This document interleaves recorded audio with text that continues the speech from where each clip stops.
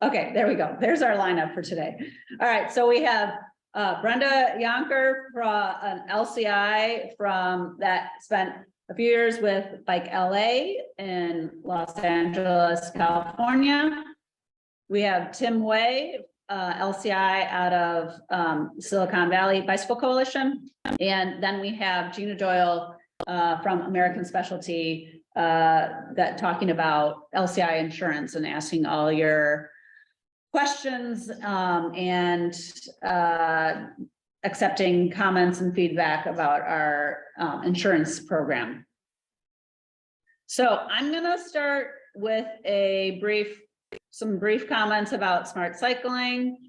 I'm going to go over what was new last year. Hopefully this is just kind of review for most people, some of the program highlights from last year, and then I'll talk about what to expect this year, 2023, and some other things that are coming up for you as LCIs.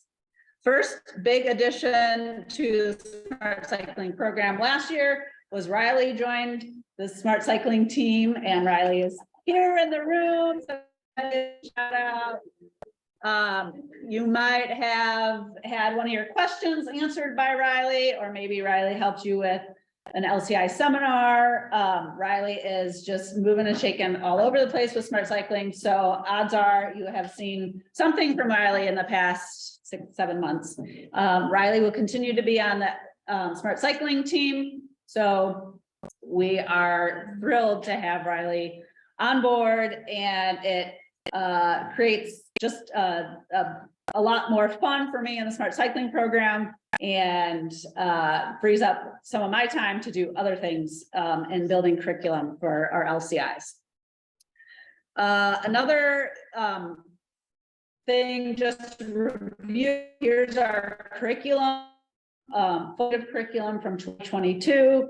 Of course, we have our the bread and butter of smart cycling in the basic, the advanced material, or the intermediate material and advanced materials of smart cycling. We have our youth instructor manual, which is still fairly new, just came out a couple years ago. Our quick guides, which are a great little pocket guide of smart cycling. We have our bicycle friendly driver training. We have our smart cycling tips for older adults. If you have a group of older adults that are looking for information on kind of getting back on the bike, this is a great short class to present. They can also take it online. We have our video, which is for everyone to contribute, to use, and which is also online. We have our learning center, which is still feels fairly new. We're building a lot of users and new league members and new students of smart cycling through the learning center. And then as of last year, that's our group riding looked like that with our old logo on it. And I'll talk more about that in the next couple of slides. So that's our suite of curriculum as it was last year. So what we added in 2022 was we put the bike friendly driver training online in our learning center. And we did that with some new videos that we created. We did 13 videos, 7 are focused on drivers. So it's part of the bike friendly driver training program. And then 6 are focused on people on bikes. So just giving a new look to a lot of the curriculum that we already use, lane positioning, signaling, all of those great core features of smart cycling. And all 13 videos are available in English and in Spanish. Okay, so last year we also expanded the LCI insurance coverage with the rise of e-bikes. Up until last year, class 1 and class 3 were always covered. If you had those types of bikes in your class, you experienced the same coverage as an LCI. And last year we added class 2. There was some debate over class 2 because you can accelerate a class 2 e-bike without pedaling. And so it kind of seemed a little, kind of like a moped in certain instances, but we worked with American Specialty, our the insurance coverage, and we came upon we figured out a way to include class 2. So now all classes, class 1, class 2, and class 3 are covered when you're teaching smart cycling classes, and that opens up a lot of doors and puts a lot of people at ease, knowing that you have that same type of coverage regardless of what type of e-bike you have in your class. We also continued in 2022 with our scholarship program for LCIs attending LCI seminars. The program started basically midway through 2020 and ended midway through 2022. Over the course of the program, we distributed 84 scholarships. That was through the help of Quality Bicycle Products and the Be Good Foundation. So a huge thanks to those two groups. We also, in 2022, did 3 BIPOC focused seminars, which were led by one of our coaches who was a person of color. And we did those. One happened in Atlanta, one was in Minneapolis, and the other one was Pittsburgh. The picture here is our seminar that was held in Atlanta. And this graph gives you an idea. Sorry, that's a bit small, but in 2019, majority of our candidates that were coming into the seminars were white. And then once we started our scholarship program, we saw it even out quite a bit in 2020, but as everyone, 2020 is synonymous with the pandemic. So that was, but 2021 and 2022, we saw a more equal distribution of demographics in our seminars. So we really like that. We hope the scholarship program continues. We're kind of trying to work that out with QBP and the Be Good Foundation right now. We added 3 additional coaches. Jay's in the room right now. So Jay Snyder is one of our coaches now. He's out of Knoxville, Tennessee, and he is primarily working with the Jeff Roth Cycling Foundation, which has been doing, oh yeah, you're wearing the jersey to sport. So Jay is an organizational coach with Jeff Roth Cycling Foundation. They've been doing seminars for years and have really grown the number of LCIs in Tennessee. We also brought on Dan Hernandez from Oakland, California. Dan is Hispanic and is bilingual in Spanish and English. So Dan is our second bilingual coach, which is a huge asset for the program, especially we have all the smart cycling materials in Spanish. So we really want to build the number of LCIs that are Spanish speaking. So Dan's gonna definitely help us reach those goals. And then Lita Highsmith, who is in Connecticut, is our first African-American female coach and will be coaching throughout the US. She helped her in the seminar in Rhode Island. So she's a very talented, very nice. Yeah, Lita is great. She's been an LCI for years and is a real professional and is very wonderful. Very much so. Great. Yeah. Okay, so moving on to 2023 and what people can anticipate for this year. We have some exciting manuals that were just released. These were printed maybe a month ago. We have a new group riding safety skills instructor manual and a new student manual. The student manual is it's meant to complement a on-bike course instructed by an LCI. I have some copies scattered about so you can take a look.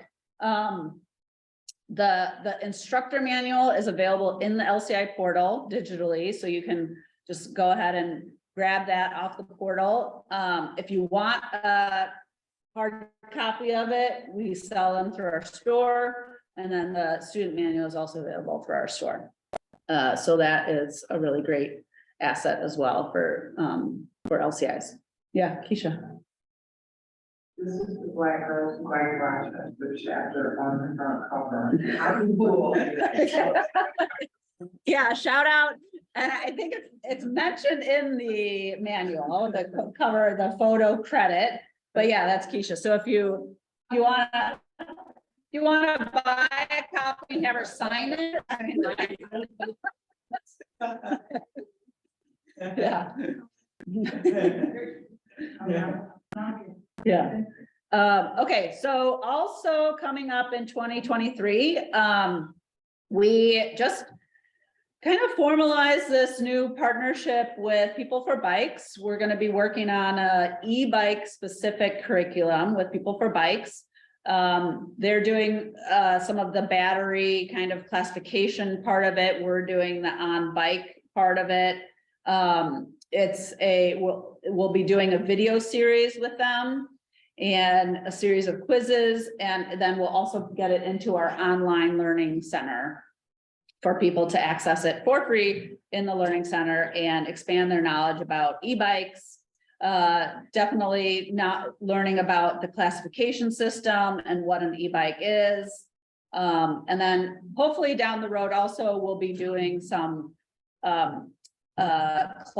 on-bike class curriculum building as well. Then we're also, the ink is kind of still drying on this partnership with Woom Bikes. They're a balance bike company, and it's not Woom specific, but they're going to be helping us out with producing a video of Learn to Ride. Their part is geared for youth. We're also doing a Learn to Ride adult class, and we'll have instructor manuals for both. And also for the youth, parent caregiver one pager.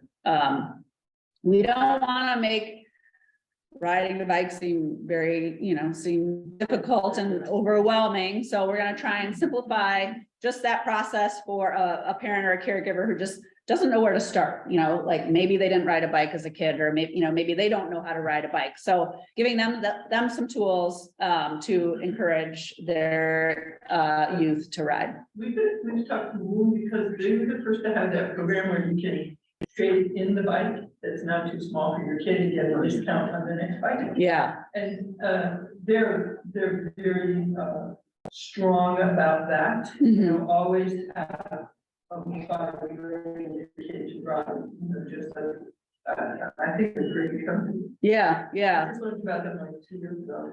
Yeah, they're you don't really see them in shops that are more direct to consumer, but I think they're getting some market share in the US.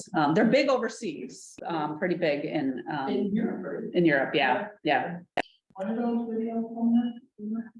This will probably be in maybe the fall of this year coming out, because we just agreed to this. And Doug Bailu is with Woom Bikes, and he's on a panel regarding the Learn to Ride and balance bikes.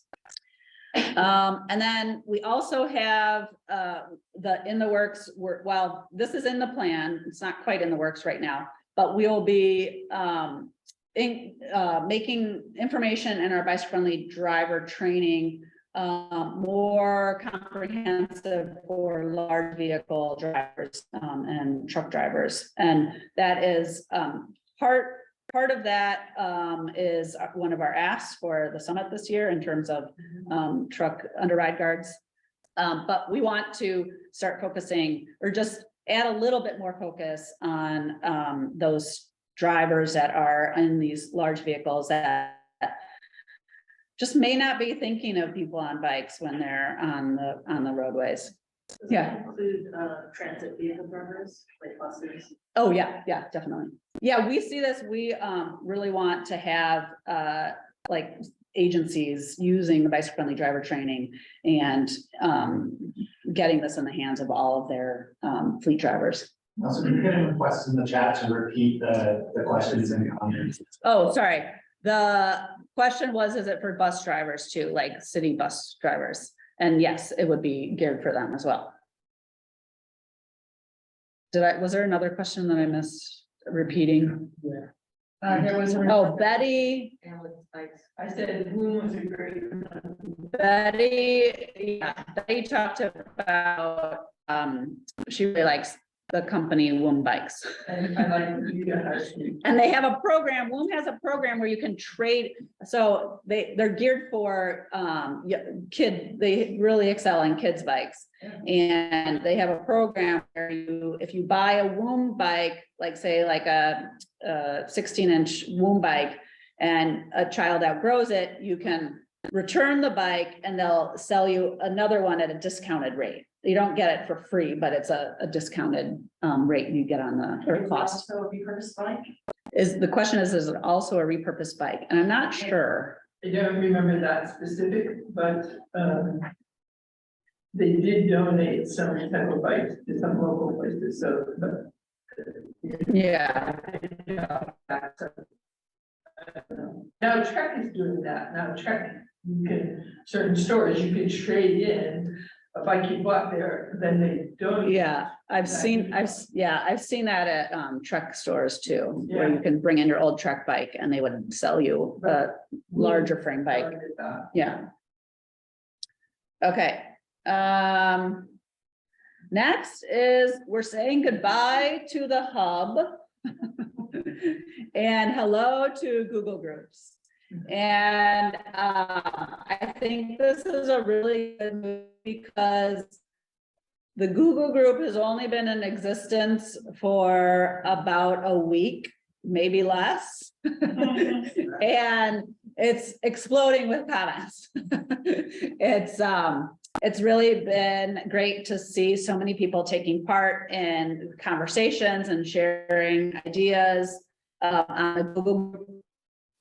So I look forward to having more of that. And I know there's been some hurdles in people getting into the Google Group. So if you are having some difficulties, I will just say that you need to be logged into the account that you have an email, your league account is associated with.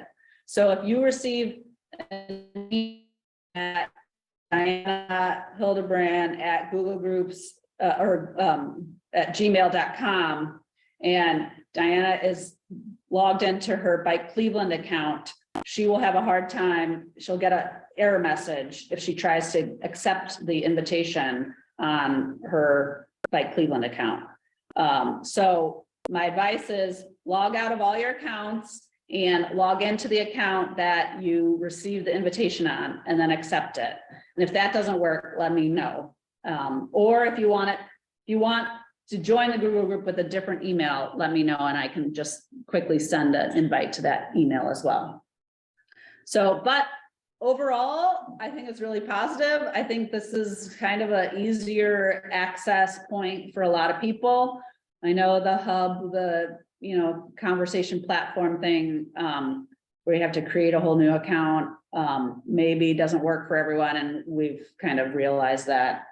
So the other thing this does is that it will allow it will make it easier for people to log into the Learning Center. We were having a lot of issues with people getting into the Learning Center with a new account. So just to simplify this message, it just makes it easier because we won't have the hub anymore. So the hub is still active. You can still post and read on there, but it will be going away probably in June. And I will give you a heads up when that's gonna leave. We're continuing with the LCI quarterly updates. Those happen basically every season. I send an update and then we have our LCI monthly spotlights still happening. So if you know of an LCI in your community that you think deserves a shout out, a spotlight, let us know. It's always in the e-news how to nominate them. and they get a free t-shirt and they get spotlighted on our blog and on our website. Okay, and I think that is it for me. So next we have, oh, sure, sorry. I was so excited. Sorry, what's the question? We had a question regarding if bike share e-bikes are covered and whether they're considered class 1, 2, or 3. Yeah, so the question is, are bike share e-bikes covered under this new insurance coverage? And yes, because typically bike share e-bikes are class 1 e-bikes, meaning they are at the electric assist is activated through your pedaling, and they only go up to 20 miles an hour with the assistance. So as far as I know, of all the bike share knowledge that I have, they're all class 1, and those would be covered. And it's fine if someone shows up on an e-bike in your class. So I think that's great. And then the other question was where they'll find the e-bike and going to ride.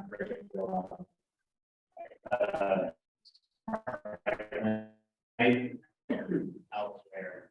So that will be on our learning management or our learning center. And you'll know, I'll send it in the Google group, information on the Google group, and then in e-news and LCI quarterly updates, you will hear about that. It'll be a big deal. What was that question? I'm sorry. I didn't- The question was, how will they know when the e-bike curriculum comes out and where will they find it? So, yeah, and that will be online on our website and in our e-news and all of that. Anything else, Riley? Just about getting invitations to the Google. Oh, is there? How to get an invitation. Oh, so the Google group, I have a lot of people saying, can you send me the link to the Google group? Well, unfortunately, I can't because it's a secure group, meaning it's only open to LCIs, right? So if we just opened it up, then anyone would be able to join. And I know it's not like top secret stuff we're discussing on there, but it is meant for league cycling instructors. So it's by invite. So you have to receive an invitation from me. And I believe that everyone has been invited at this point. If you haven't seen it, just send me an email and say, can you add this email to my group? It could be that your LCI certification has expired and you didn't know. It could be that you've switched emails and aren't using the email that we have for you on file anymore. Or it could be that it went to your junk mail and didn't see it. So we'll figure out how to get you connected. I'll be sure. I mean, usually the process whenever a LCI contacts me with a question, I look you up. Okay, great, you're current. Here's what you need. And that's usually the process that Riley and I go through, because a lot of times people mean to update their certification, but they forget, or they didn't realize they lapsed, or something. So we want you to, be current and all of that. So if you haven't seen an invite to the Google group, maybe check to make sure you're still current in your certification. And if you are, email me and I'll get you, I'll make sure to invite you to the group or resend that invitation. And we have one more question from we often have classes without available internet. Is there any way to download the videos to our laptops? Yeah, so Tom asked if there's a way you can download the videos to your laptops, and I believe you can download them on YouTube, on our Bike League YouTube channel. You usually can do that. I've downloaded a lot of YouTube videos. So you can do that. Or at least we've done Yeah. Okay, so now I want to get to Brenda's presentation, and Brenda is then, we're gonna take some questions on, if anyone has questions for Brenda, and then we'll have Tim present. So Brenda, are you ready? Yes, I am. Good. Getting Hello my there. camera ready. Let's see, desktop too. Cool. You all see, I can't see my presentation because it disappeared. There it is. Can you see my presentation now? Yeah, it's pretty. She's presenting from her. No. We can see your desktop. Oh, yeah, I don't think that might not be a presentation yet. Oh, it should have a picture of me on it, but no, huh? Hold on one second. Let me see. It's the man in the moon. There you are. There's you. Oh, I think it's because I had it on full screen. So give me 1 second. Let's present the screen. Or maybe, hold on a second. Sorry, folks. All right, can you see the Canva presentation now? Yes, Okay, great. but it's not in full screen. Yes, 1 minute. I think it was like better. Yeah. Okay, great. Thank you for working with that troubleshooting with me. So yeah, my name is Brenda Yancor. I've been an LCI since 2013, and I started getting involved in bike advocacy like around 2010. And I've had some really great adventures on my bike, and I didn't start riding my bike until I was kind of more an adult versus like a child. So I've been able to just have a lot of transformative experiences. So I believe in the transformative experience on the bike.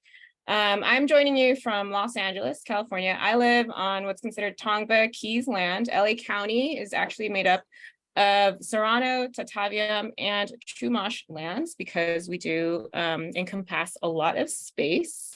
And I'm just here to talk to you about my experiences creating bike education that's interactive, relevant, and fun. And I want to focus on 3 main things.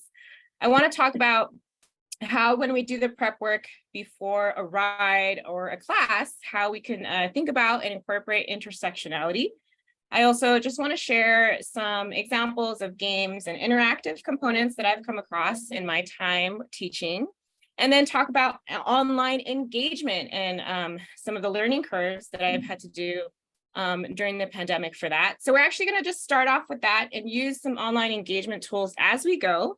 So if you're interested in trying out Nearpod, you can go to join.nearpod.com and enter the code that you see on the screen. And I'm also going to go ahead and just put that in the chat to make that easy for everyone. And you should be able to join from your phone or from a tablet. And then you'll see a little welcome page that tells you to enter your name and a nickname. And then click join lesson, and then you'll see the online engagement page that you see there. And then you just click on the blue and white arrow on the right, and you'll encounter our first interactive tool. And this is the collaborate board. So it's just an opportunity for us to kind of introduce each other. I'll be referring back to the collaborate board in a few slides. You can add pictures of some of the fun stuff you've been doing out in the field. You can add voice memos, and you can interact with other people's posts too. So you can like and stuff like that. So that could be pretty fun. So first of all, intersectionality. What is it? Why does it matter to us as LCIs? And how to bring it into the field in a way that's interactive, relevant, and fun. So intersectionality is a term introduced by Kimberly Crenshaw, and it's a framework for understanding how all of our social and political identities combine to create different modes of discrimination and privilege. Some examples include gender, sexuality, race, and class. Myself, as an example, I am a woman of color.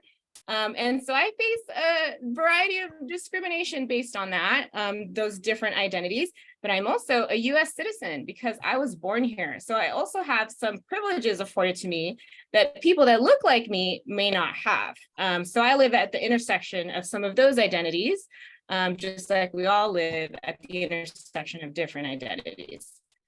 So feel free to use the Nearpod collaborate board or the chat to share any other social or political identities that you think should be considered when talking about intersectionality, and whether it relates to bike education or not. So I see a hand, but we're going to save it for the Q&A at the end. And I just want to talk about, why does this matter for us as LCIs? I think all of us involved here in bike education on some level, we believe in bike joy. We know how awesome it is to ride. We know how fun it is to ride. We know how important it is for us to create change in our cities and in our design so that more people have access to this amazing, sustainable way of getting around. However, I was working with an intern from UCLA at my previous job at Bike LA. He produced this bike safety report, and I was really surprised to learn that in the absence of infrastructure improvements, bicycling actually increases the risk of mortality in Black, Hispanic, and high poverty areas due to unsafe conditions. So as instructors, if we're going to go into a community that is a high population of people of color, a high poverty area, people's experiences with cycling there is going to be vastly different from a different community. And so in order for us to effectively communicate the benefits of cycling, I think it's really important for us to also be aware of those different realities. So this is an example of how to bring intersectionality into the field. Reconnecting with Biomet Bashite is the title of a self-guided ride that we created in June of 2021. It was sponsored by Fat Tire. This was during a time when people still couldn't really gather in mass. And so we created a way for people to engage with the environment on their own. We provided researched historical content, a route, and an audio guide. And Biomet Bashite is the indigenous Tongva name of the LA River. And so we incorporated indigenous history and present. And then almost a year later, in May of 2022, we received an additional corporate sponsor to actually host this ride in person for Bike Month. So we already had the research, we already had the route, and because we were able to receive this corporate donation, we were able to donate a part of that donation to the Fernandeño Tataviam Band of Mission Indians, which is the route, the land by which our route was going through. So I also thought it was really important for us to, since we were using indigenous names, indigenous history, and referring to current indigenous advocacy efforts, it felt really important for us to also provide tangible gratitude for us being able to feature this content in our work. These are just some examples of games and interactive components. This is Bicycle Jeopardy, basically one of those like science presentation boards with different categories. I did it, the first to get to 1,000 points wins with one grand prize. These are layered skills courses. So I did about 3 years working with LA Unified School District middle schools for bike clubs after school. I was often the only LCI there with a teacher, helper, or two. And oftentimes we had students who were learning how to ride for the first time. So the teachers would be working one-on-one with those students, while I would kind of, try to direct everybody else. And so you have a variety of levels. You have people that are just learning to ride, people that maybe rode when they were like 4, and then like now they're 12 and they're kind of uncoordinated, but they can pedal. And then you have kids who ride with their friends or their parents a lot, and they're way more experienced. So how do you create something where everybody's engaged and having fun and people aren't getting bored? So I kind of came up with these layered skills courses. Yellow would be for beginners, for example. So they're practicing their turns, they're scanning, and they're signaling from a stop and some light merging. And then once they feel really comfortable with all of that, they can graduate to the green level where they're turning, scanning, and signaling while rolling. And then once they're kind of really more comfortable and balanced in their skills, they can go up to level red, which is like maybe they just go on a really long ride around the school. You know that these students are capable and they're responsible, and then they get to work on their cadence and on their endurance. And so you're gonna just trying to engage different levels while being kind of the only one there. And it kind of turned out pretty good. It was a lot of fun. This scavenger hunt these are basically laminated 11 by 17 cards that some of us might already be using out in the field. Just punch some holes through that, put some wires around them, and then showed up about 20-30 minutes early, put them around the school, and then have students answer questions. The first student to show up with all the right answer wins a prize.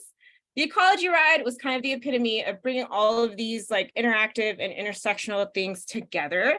We were able to get a donation from Nature for All due to a leadership program that I participated in.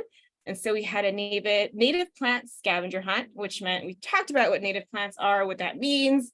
The picture on the upper left is one of the parents of the students. This was a family-friendly ride, and she has a little zoom-in camera clip on her phone. So because of our partnership with Nature for All, we were also able to partner with the Natural History Museum. They donated a lot of really cool naturalist explorer tools for us to use and for the participants to be able to take home. We talked about fire ecology, which is an Indigenous stewardship practice, so bringing the intersectionality into the field. And because of Nature for All support, we were able to provide helmets, bicycles, and transportation to the event for those that needed it. So that really meant that people who would not have otherwise had an opportunity to do something like this, and this is only like a 7-8 mile ride. It wasn't really long, but it was an opportunity for parents who had never been with their kids to ride for the first time together. And it was pretty special. And a lot of those checked a lot of those boxes, right? So I want to talk about the ABC Quick Check Relay Race. And I want us to kind of jump on over to the Nearpod. So if you haven't had a chance to jump on there yet, go ahead and take some time to transition. And I'm going to stop sharing this screen so that I can show you the Nearpod screen instead. And so you can kind of see what that looks like. Let's see this one. All right, cool. So you should see a bicycle on my screen. Yes. All right, cool. So this is an example of the Draw It tool on Nearpod. I don't know if some of you are familiar with Jamboard. It's similar functions, but with Nearpod, everybody can kind of work on their drawing individually. So I'm going to circle, okay, I really want to learn about the headset, like what's going on there. You can upload photos, you can put in shapes, you can do different stuff. And it's great because each student submits their own individual drawing so that you're not having inappropriate drawings with middle schoolers. I experienced that a lot during the pandemic where it's just like, okay, how do you like rein this in? It's really hard. So once everybody submits their images, the teacher on the back end can choose which drawings to share, and then students can like talk about it, and then you can have engagement that way. This is a slideshow feature in Nearpod. Here you can kind of click through and you can see all of the different scavenger hunt slides that I used and like the questions that were used. And then here should be the video feature. This is a really short 11-second video. This is the ABC Quick Check Relay Race.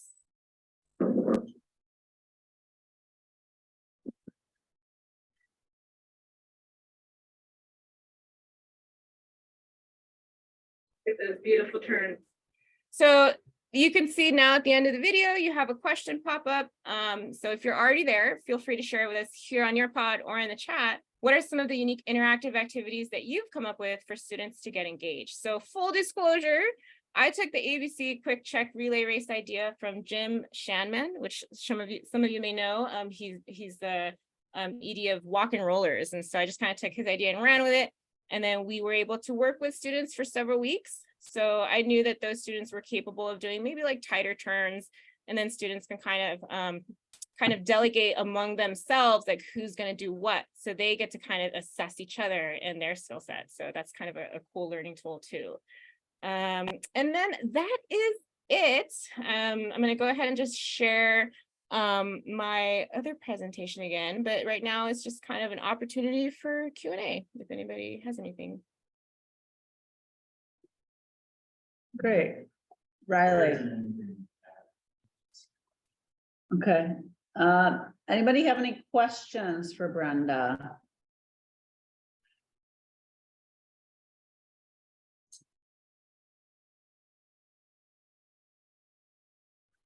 Brenda, I was wondering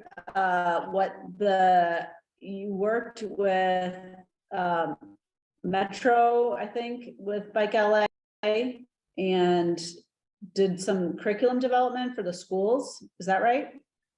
Yes, it was for LAUSD. And what grades were those?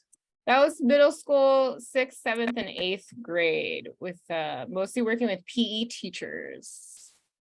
And how did that go? Was that well received? It was well received among the teachers who had the capacity to do that, but the way that the grant and the program was structured, we're asking teachers for their volunteer time. So that's really hard because everybody was so burnt out after the pandemic. But for those teachers who felt supported, I think by their local administration, I think it went really well. And we were able to get students from kind of like graduating from developing their skills on the blacktop to going on to the community for some of the schools, which in itself was like an interesting liability negotiation with the district, but it went really well. And I see Shane has a question, how much does it cost to use the Nearpod program? So all of those tools that I use today are available in the free version, so you can sign up for free. There is a paid version that I had access to while I was working with LAUSD. And it's like cool because you can merge it with Google Slides, but you can use a lot of those features for free. And it is kind of a sharp learning curve, but if you just kind of poke around and try it out, you can get the hang of it, I guess. Yeah. Brenda, what do you think is the age range to use an Nearpod? Like, is there too young of age? Like, are you? I think like 11 and up, because I've seen it still be pretty interactive with like adults, you know, but I think anything younger than that, maybe you could still do elementary age, but it would have to be just much simpler. Yeah. Yeah. I haven't tried it at that age, I should say. So, you know, I don't know. You guys tell me. Let's try it out.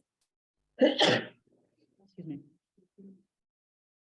Cool. All right. Any other questions for Brenda? All right. Thank you, Brenda. Thank you guys. Thanks for connecting. All right, we're going to move on to Tim Way in Silicon Valley with Silicon Valley Bicycle Coalition.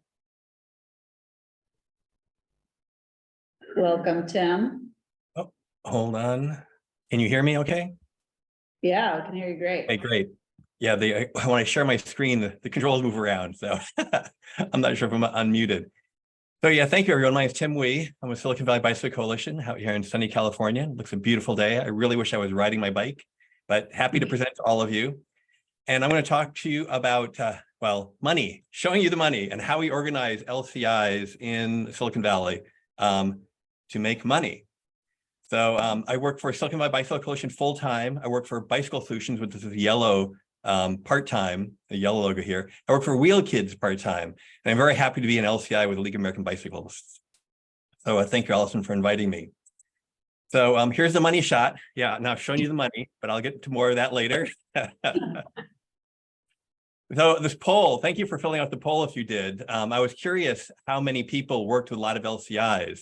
And actually, I made this poll multi-select. So I, in fact, worked solo. I worked with 1 to 3 people. I worked with 4 to 7 people. And I work with greater than 10 people also, depending on the situation with my different jobs. So I was very curious to see how other people worked. So a lot of people do work solo. A lot of people work in small groups. And so it was very interesting to see what the poll results were. I think we had like 40 or so people respond to this poll, or 50. And I was curious how much our LCIs are getting paid, and it seems most of you are not getting paid. You're doing the work for free, which is great to save the world and reduce climate change and make it a healthier and safer world for everyone. But we're part of a bicycling economy, and it'd be really great to see more of you get paid for your work because it's very valuable to your clients. So we see some people getting paid less than 50 an hour, some 50 to 70, some 70 to 90. I get paid in all these ranges, and I also get some gigs that pay over $90 an hour also for some of the work that I do. So we'll be getting to that also. So on the free volunteer front, yes, I do volunteer for free as well. Bike Sunny runs bike repair clinics, and at those, like there's me over here with my bike repair apron. I do the ABC Quick Check and the basic need to know as a quick checkout for everyone who goes through the bike repair. And I do this for free as a volunteer, repairing bikes and doing this free repair, which is a lot of fun. They typically fix like 40 or 50 bikes per session with a lot of volunteer mechanics, which is nice.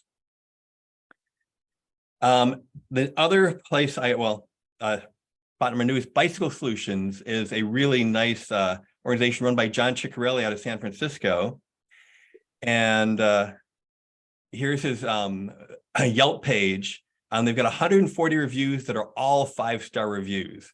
His people are so happy to learn how to bike and he's got such a great process down that it's people just come swamp us. Actually, this weekend I'm not teaching because I'm teaching you folks. Next weekend, I've already got 3 lessons lined up for people that I'm teaching. Here is their pamphlet they have, Expert Coaching for Confident Cycling. We have instructors that are all around the Bay Area, 11 instructors covering all 9 counties of the Bay Area. I typically haul all my bikes to the classes. So we provide bikes. I've got a bike for every size person from 2 or 3 feet tall to 7 feet tall. I've got a lot of bikes.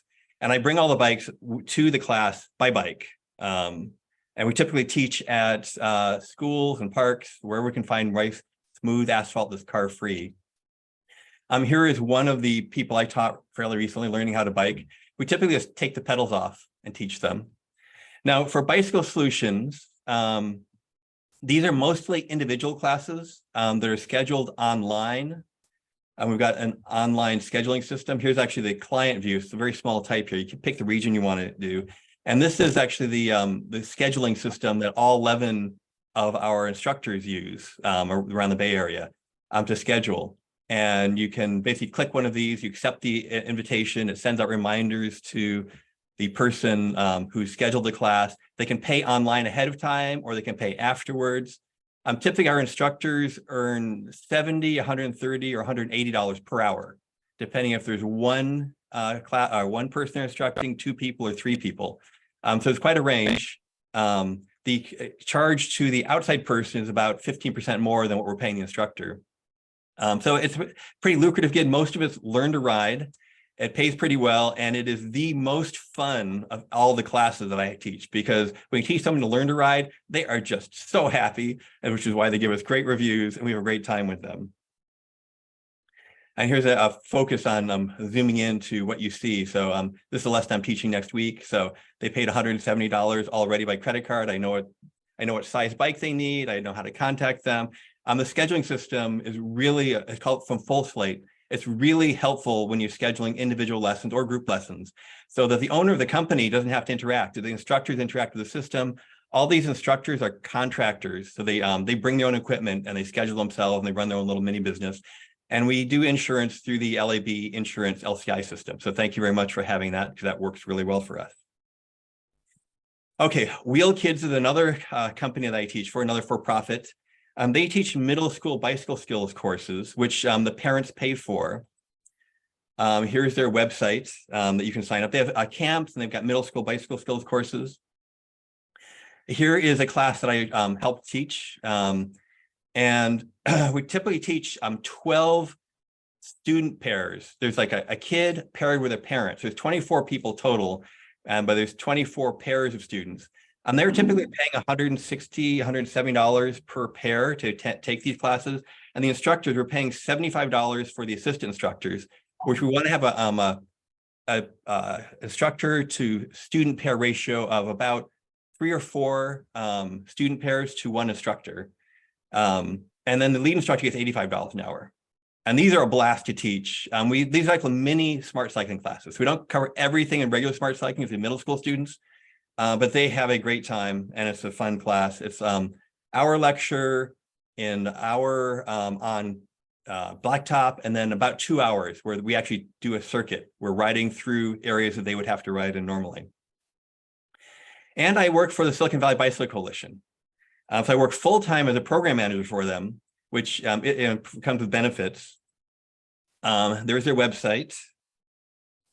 And here's one of the smart cycling classes. So we're teaching a lot of adult cycling classes and other classes to people. And these are paid for by our Valley Transit Authority. They're the funders. So the classes themselves are free. We are paying the instructors $62 an hour in this case. Now, all of our instructors are either staff, which are staff, we're full-time paying, exempt employees. Our LCI squad, we call them the LCI squad, they're getting paid as part-time instructors. They're actually as employees. They don't get benefits, but we do withholding for them. And we're currently paying $62 an hour as an employee of Silicon Valley Bicycle Coalition for that crew.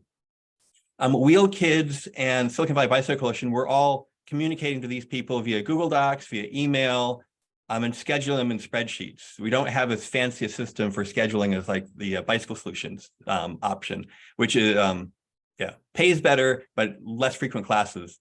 So typically we're teaching for SVBC, typical smart cycling class, which would be, we do a lecture, which made 30 or 40 people online. And then separately, we do the on-bike piece, which we're trying to build those numbers back up. Pre-pandemic, we were getting 20 or 30 people to show up for some of these classes. Now, it seems to be more mixed. We're getting like a dozen or so people to show up for classes. And we're for League of American Bicyclists provides insurance for SVBC. So for Wheel Kids, by the way, for insurance purposes, we use Wheel Kids has their own corporate insurance for covering themselves, but then the independent contractors use the LCI insurance to cover them for liability purposes.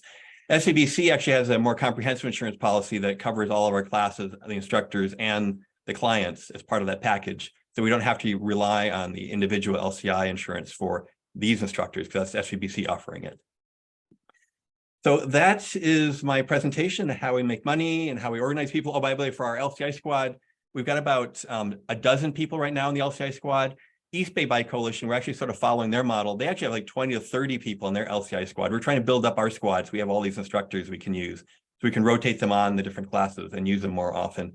With Wheel Kids, we've got a smaller crew that are teaching with Wheel Kids, probably about 9 to 10 instructors in that set that we're using with Wheel Kids. And again, in Bicycle Solutions, those are hand-picked instructors that bring the bay. We've got 11 of those people around all the San Francisco Bay Area.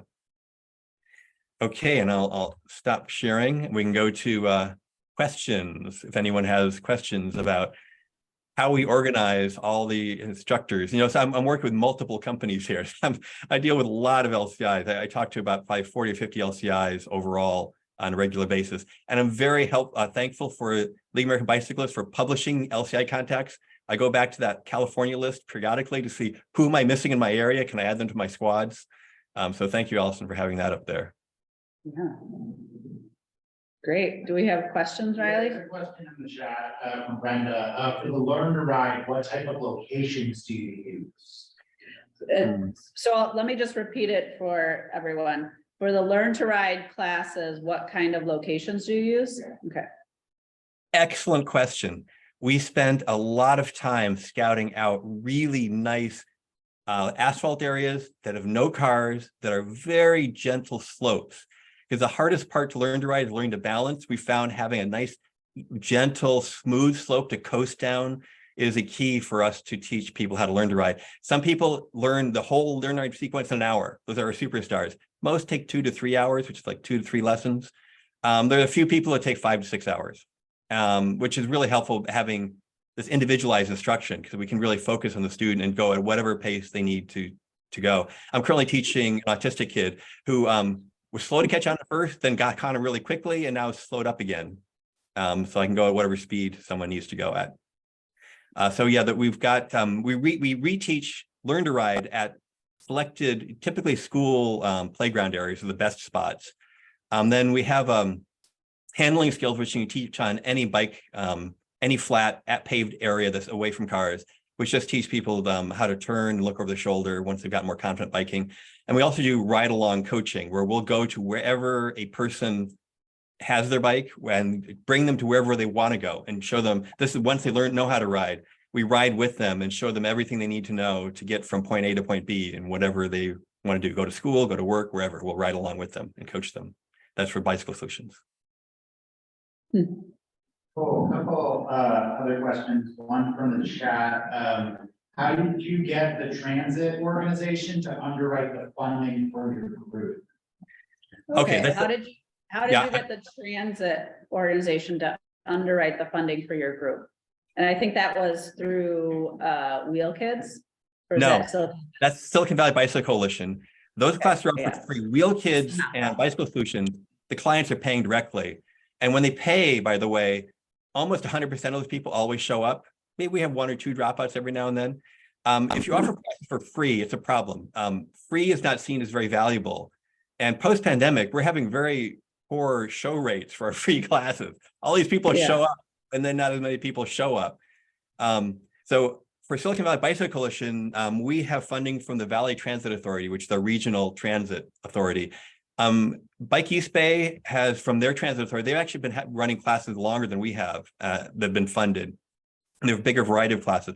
Also, their regional transit authority supplies money for them to offer free classes, and San Francisco Bike Coalition. They're really the 3 biggest bike coalitions in the San Francisco area. They have also been providing classes for a very long time through their with funding provided by the San Francisco Municipal Transit Authority. It's long-term relationships with these organizations. We worked with them to make better bike facilities. We keep encouraging them to give us grants. They give us funding to teach classes, and now they're giving us funding. The one thing I'm hoping that I can get my transit authority to encourage is allow us to just charge a little deposit, something small, so we can have. So it's hard scheduling all these LCIs and then not have everyone show up. It's just really tough. So we really want people to show up so that we pay the LCIs and not have them just cooling their heels, even though we need to pay them. So that's something we're still working on, to get our transit authority to be comfortable figuring out a mechanism to really get people to show up so we don't have all these empty seats. A couple of other questions. Why do you think LCIs are so bashful with charging for their services? Why do you think LCIs are so bashful about charging for services? It's a good question. Yeah, that's a great question. I think a lot of LCIs are doing it because they're noble people and they're doing it for the cause to make biking a better environment. And a lot of nonprofits actually aren't paying that much. And a lot of people see these classes, they want them to be free because biking is free. But biking is a valuable service. So I'm hoping that in our area, at least, we have a nice system for encouraging people to make money and actually make a career out of being an LCI. Now, yeah, actually, as an employee for Silicon Valley Bicycle Coalition, as a full-time employee, I'm getting paid more like $30 an hour, but it's more continuous work and has benefits. So I don't know, we're offering pretty good salaries for the part-timers, but it's a hit or miss work, depending on, how many classes we have going. So it's kind of seasonal work. And people like for Bicycle Solutions, and for Wheel Kids, by the way, they also offer private lessons. In the Silicon Valley area, people see this as a very valuable set of classes. So we're sometimes actually seeing people willing to pay up to $200-300 an hour if they get classes, which is pretty amazing. Because it takes time to get to some locations that they want us to teach with.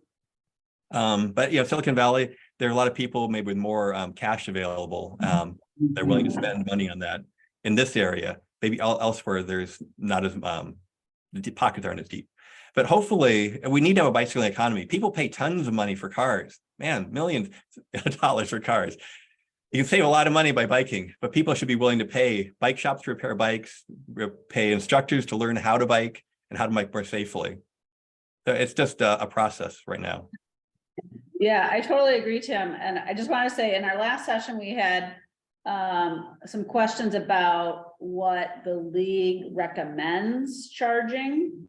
Because in the LCI handbook, if people, I know everyone has read that, it's a long document, but we recommend people charge for their services because we all know that people paid to become certified. Most people pay that certification cost out of their own pocket. Some people have it covered by an organization. Some people have it covered by a grant. But I think most often we see people paying that out of pocket. And so for the league, we want to see you get that back. I mean, it is a service that you're, expertise that you're providing when leading classes and then providing those classes. So yeah, I agree. So we say it's recommended $75 an hour with the caveat that we know there's different costs of living throughout the US and different types of economies that people are teaching in. So, it's just a general, kind of average rate. Some people are charging more, some people are charging less, but we feel like, you know, the more people charge, the more the general public will come to accept that as, yes, that is a valued, you know, skill that this person is bringing to this class. We'll take a question from inside the room. Attendee.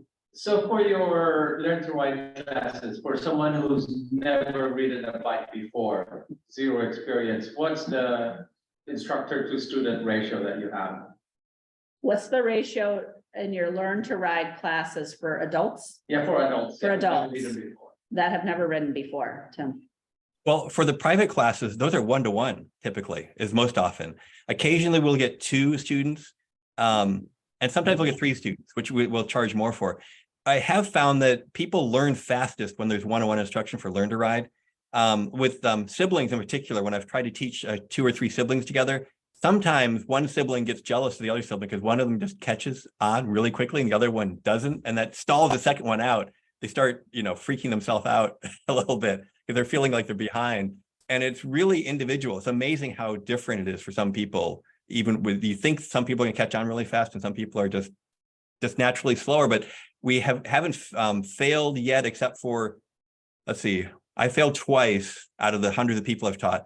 One elderly man, he was like almost 75, 80. He just couldn't get his leg over the bike. He just physically couldn't get on a bike. So we just had to give up. And I had one daughter or one sister who had her younger brother took off, and she was in high school, and she said, no, I don't want to do this anymore, because she wasn't quite getting it. So she got embarrassed in front of her brother, and unfortunately she didn't finish, which Okay, I know we have a few more questions, but I really do want to get to Gina's presentation because we are at about 4:07 right now. So I want Gina to have time for her presentation on insurance. And then if there's more questions and we have time, we can come back to that. So thanks, Tim. And yeah. And Gina, are you ready to share your screen? I am ready. Okay, great. Please do jump in if I was having connection issues just for a second there. So I'm hopeful that it does not continue. So you can hear me okay, hopefully? We can hear you.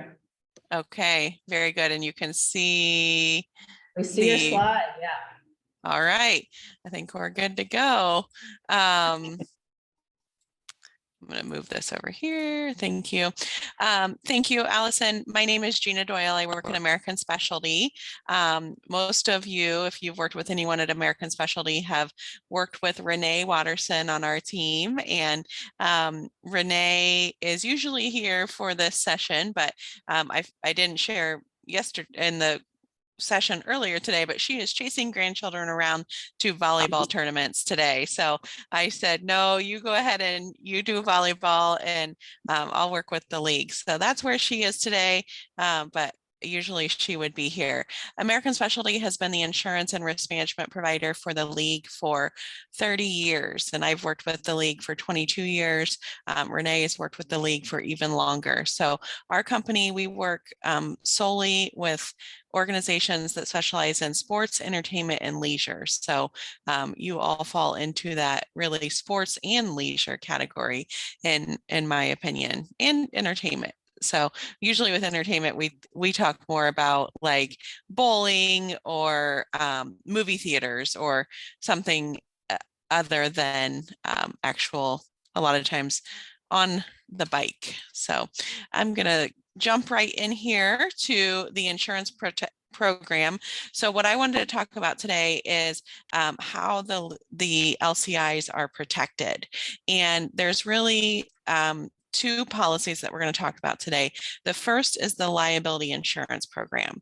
So the liability insurance program, in my opinion, is the most most important insurance program that we have in place for the LCIs. This is the policy that's going to protect you as an individual if you're named in a lawsuit for conducting official LCI seminars in compliance with the league's protocols. So when I say in compliance with the league's protocols, I mean like the need to knows, things like that. So the liability policy provides protection to you as an individual from third-party claims of bodily injury. So when I think about bodily injury, I think about someone at one of your education seminars being injured and bringing suit against you as an individual. That's where we see most of our claims. Yes. I want to jump in here, and just because the term LCI seminar, you're talking about classes offered by LCIs. Yeah. I just want to make sure, Correct. because those are kind of different things, and for this group, there is a difference. So because the insurance, we cover classes and seminars. So when you're talking about LCIs Correct. offering classes, yeah. Yes, thank you for that clarification. And that would be, again, all of those classes and seminars in compliance with, the league's best practices and recommended approaches. So the second piece of that policy is property damage liability. So when I think about property damage liability, I think about you're using a classroom or you're using a parking lot for your class or seminar, and something happens to that classroom or that parking lot. When we leave, a sign is damaged, as an example. That's property damage liability. Property damage liability is not damage to your bicycle or to the bicycles of those who are coming to your classes or seminars. And then the third piece of the liability policy is personal and advertising injury claims. So think about like libel, slander, he said, she said type exposure. Again, we see most of our claims for all of our sports organizations really in that bodily injury piece, because that's where the biggest exposure is, right? It's either slip, trip, and fall, or an incident during the actual class or seminar. A couple of years ago, pre-pandemic, we were sitting, I think in DC at one of these LCI sessions, Rene and I both, and we got a lot of questions about LLCs, about LCIs who put and create LLCs to protect themselves from liability, which is another, approach. And the LLCs are specifically for putting the funds and the class fees and everything for the LCI class or seminar through. So this LLC was created, and the feedback that we received was we would really like to have coverage for that LLC as well. So we went back to the insurance company and we talked to the insurance company about, okay, we have individuals who are automatically insured under the policy. You're automatically insured if you're an LCI in good standing with the league. But these individuals have also created LLCs as another form of protection, and we want to protect those LLCs as well. So the insurance company was in agreement to extend the coverage that you have as an individual to your LLC that is created for the sole purpose of handling payments for your bicycle education classes and seminars. So your bike class seminars LLCs covered here. Your LLC for your real estate business or for whatever other business you have, not covered here. A lot of times people will say, do I need a certificate of insurance in order to have coverage under the league's insurance program? And the answer to that is no. You as an individual are automatically covered. You don't have to have a certificate of insurance to have coverage. You may have someone ask for a certificate of insurance. Maybe it's a facility, maybe it's a potential partner. And if you need a certificate, you can reach out to our office and we're happy to provide you with a certificate of insurance. If you I like to call people like me insurance and risk management enthusiasts and just want that, second confirmation that you have coverage and you personally want a copy of your certificate, please reach out to us. We're happy to give you a copy of a certificate showing proof of insurance. But just know that if you don't have a certificate, it doesn't mean you're not covered. If you're an LCI in good standing with the league, then you have coverage for your bicycle education seminars and classes. So those are all of the kind of liability discussion points that I wanted to cover. And there may be some more questions. We're going to talk about e-bikes on the next slide. So hold those questions for me. But the second coverage that is important, but like I said, I think the liability protection is more important, is excess accident medical coverage that is in place for LCIs. The excess accident medical policy is designed to help offset out-of-pocket expenses that you might incur in the event that you're injured while putting on one of these classes or seminars. As an example, you know, somebody runs into you and you suffer. I don't like to ever make the injuries too severe. So, you know, you break your finger and for whatever reason, you incur $5,000 of medical expenses and you have a $2,500 deductible under your personal medical coverage. This policy is designed to help offset that deductible that you have under your personal coverage. So excess over any other valid and collectible insurance, accidental injuries, it's not an illness or a sickness policy, and for injuries that occur during an LCI seminar or class. So I want to talk a little bit about electric bikes.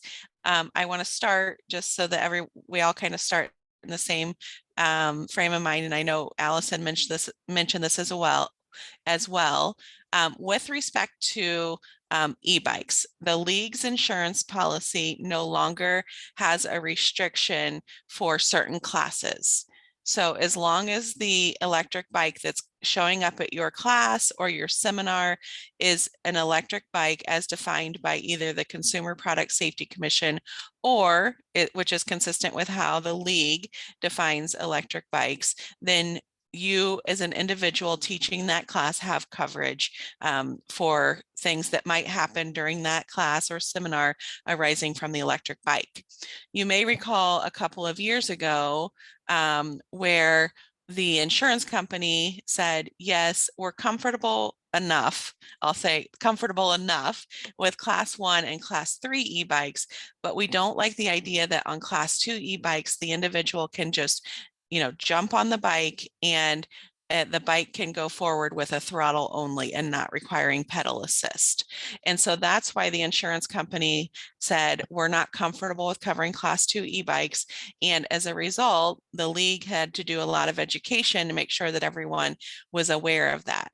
We also know, because the League worked really, really hard on this. I shared this in the last class and I'm going to say it again. If you're happy about the electric bike clarification and expansion under the policy, you should absolutely thank a League team member, employee, because the League, we've been partners for a lot of years, and this is an area where they really, really pushed and said, this is the future of bikes, and we have to be able to evolve.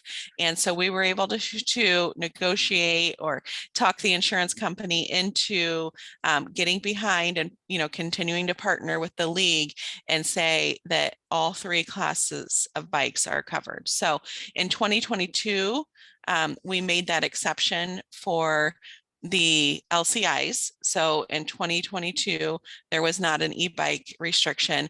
And then in 2023, continues to be no e-bike restriction for LCIs. And I know this is not a club conference or a club session, but I know there's some overlap. But in 2023, that class 2 restriction that was previously on the policy was removed for clubs as well.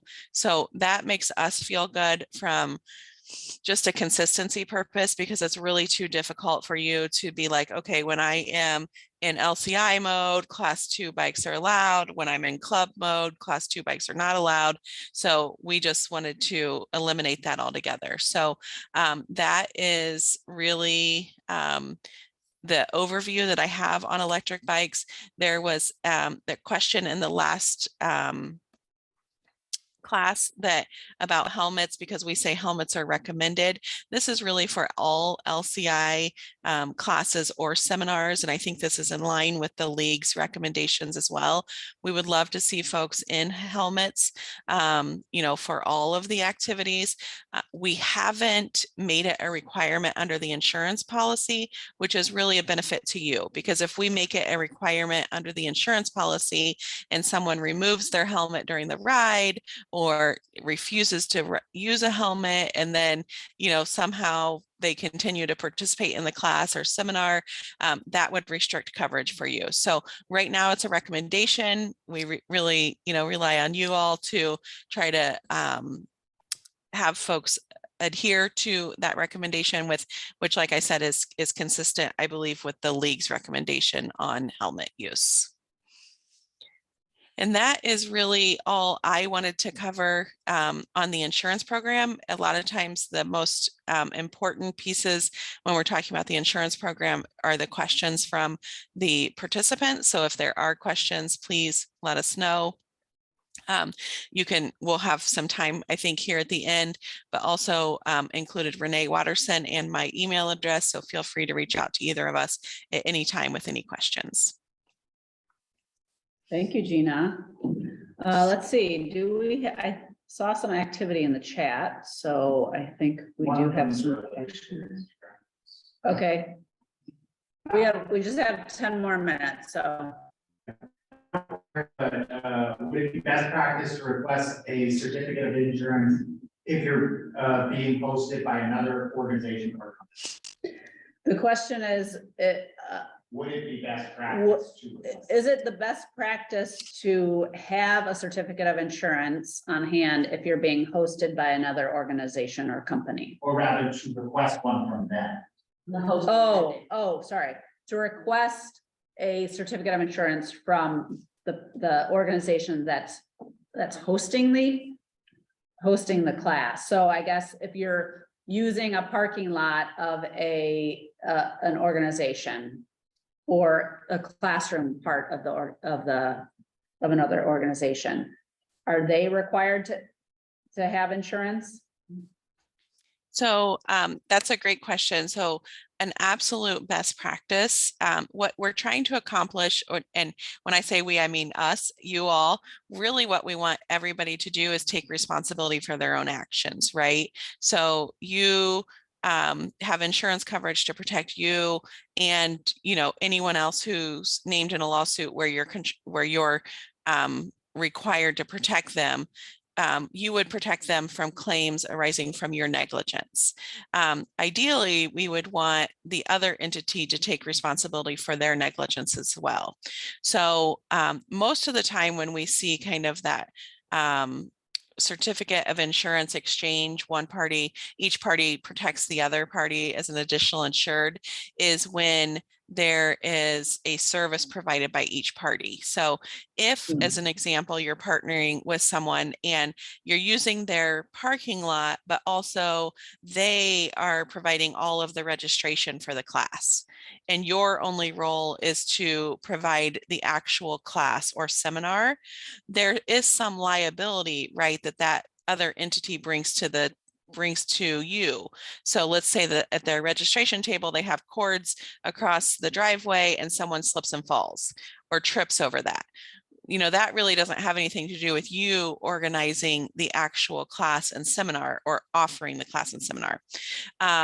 So if you have that type of relationship where both parties are providing a function for the event, then absolutely it would be best practice to have protection from that other entity. A lot of times what I see though is you're using the parking lot and the entity is saying, here's the parking lot, you're using it, it is what it is and here's what it looks like. And so they're probably not going to be as interested in protecting you if, for example, there's a pothole in the parking lot and we didn't avoid it.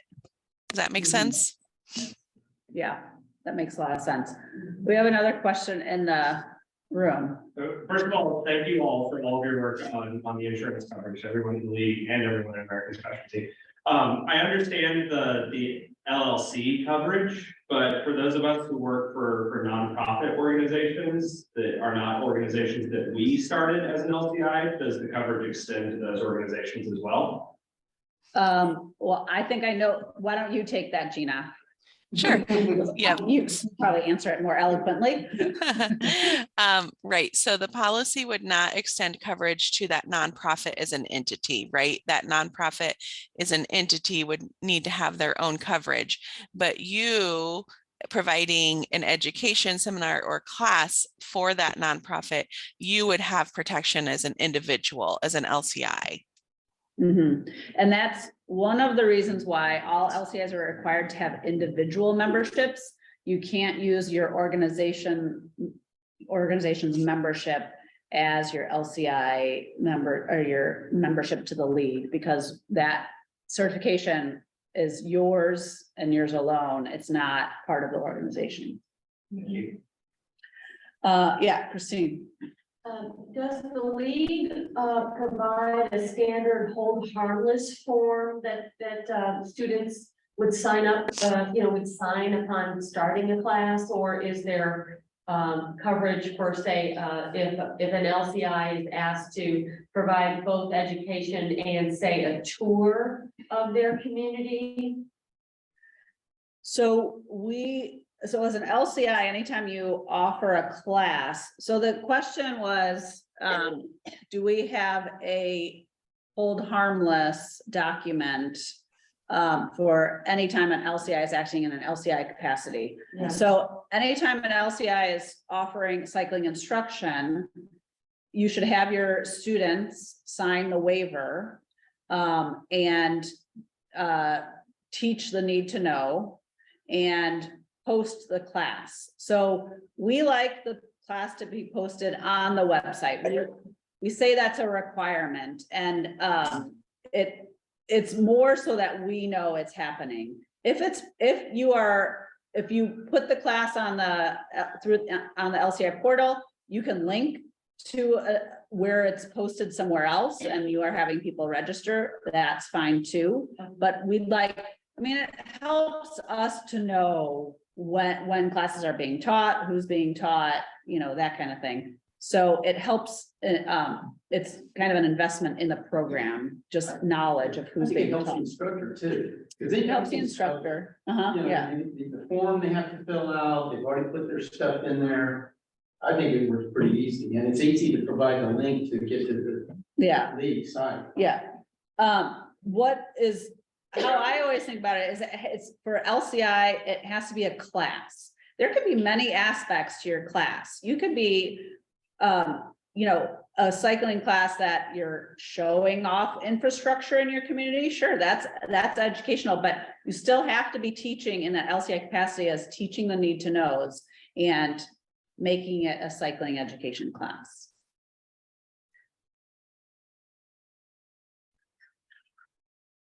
Okay, Riley, is there any more chatter on the chat? We just have maybe time for one more question. Yeah, I think there was one more. I know there might be more than one where we can answer those afterwards. Yeah, Shane was asking, so how do you manage claims with riders that choose not to wear a helmet? Okay, the question was, how do you manage riders or claims from riders who choose not to wear a helmet? Jina, do So you I want to take can- that one? Yep, absolutely. So because the insurance policy does not require helmets, it's recommended. We would handle that claim just like anything else. Now, you would send that in and we would, handle, if you were named in a lawsuit as a result of a rider who wasn't wearing a helmet, you would have the same protections as you would if they were wearing a helmet. So wearing a helmet or requiring a helmet definitely helps in the defensibility of a claim. So the idea of, we are the experts out there teaching bike safety and, the person didn't have a helmet on, it makes it a little bit more difficult from a liability perspective, but you would still have the protection as an individual under the policy if you were an LCI in good standing. Mhm. with And the I league. want to elaborate on that a little bit, Gina, is because American Specialty is recommending that people wear helmets. The league puts that as a layer of, it's required to wear a helmet. It's in the waiver. And so we want to see the best protection possible for the LCIs. And honestly, if you are not being adamant that someone has to wear a helmet, then you're opening yourself up to a little more exposure on liability. So we want all LCIs to know that people should be wearing helmets in your class. It's protection for you. It's protection. Like, we don't want you to get into some scuffle because someone's not wearing a helmet. Like, this allows you to be like, okay, fine, you signed the waiver, you took your helmet off, like I covered my base. Now it's up to you. So that's where we stand, and that's why we have it in the waiver, as it's required to wear a helmet in the class.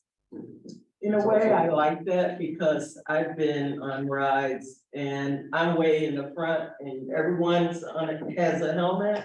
And then you'll look back and someone doesn't have it on, and I would get so bent out of shape. And so it is helpful to know that they are covered. Yeah, definitely, for sure. It is part of ride ready and need to know too. Yeah. It's definitely best practice and what people should be doing. Okay, so we're at time. I want to thank our speakers today, to Brenda and to Tim and to Gina. Thank you so much for being here. And we look forward to seeing many of you in different parts of the summit and everyone here in the room. Looking forward to spending the next few days with you. So enjoy your National Bike Summit, and yeah, have a great time. Looking forward to seeing you again. Bye. Bye. Bye.